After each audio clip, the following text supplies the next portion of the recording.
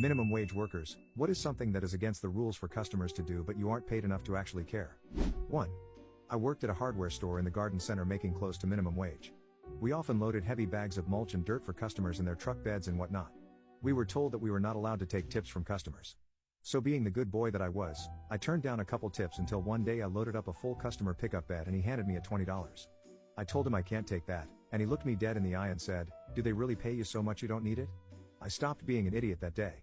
Why did I let someone pay me so little and tell me I'm not allowed to make more, and I listened is just embarrassing now. 2. Worked at an auto parts store. If you weren't an a-hole, I'd warranty anything. We lose no money on it and it keeps the customer happy. If you were a jerk I would say, "Oh yeah, I can't do that, you're at 91 days and the warranty expires at 90 days. 3. Used to work at a movie theater. No one cares if you bring your own snacks, although it's super aggravating if you leave your snack garbage in the theater instead of taking it out with you. We usually have an hour window where all the theaters are getting out. We tend to have about 10 minutes per theater to clean on a busy day. Leaving your garbage in your seats makes everything slower. It's not hard to carry it down to the can. 4.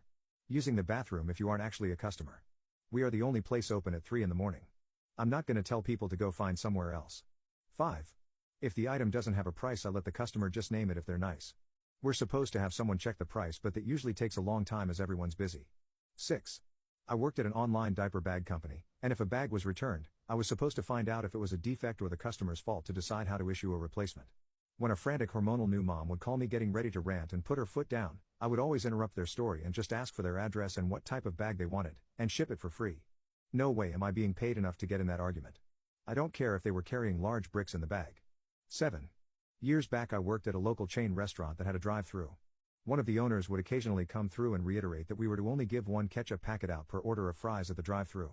Our fry orders were huge, and one packet was nowhere near enough, so as soon as he was gone, we'd go back to throwing handfuls of ketchup packets into the bags. 8. I worked at a deli and had the power to override the price per pound anytime I felt like it. So if a customer was upset I'd give them half off. Or if they had a cool shirt. I didn't really care.